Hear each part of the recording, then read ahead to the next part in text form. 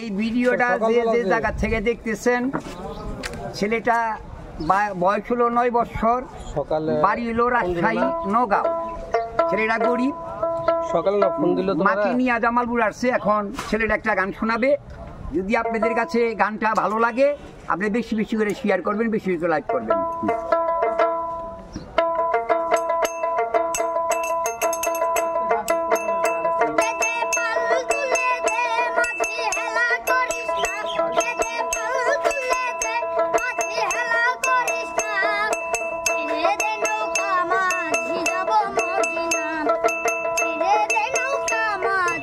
যাব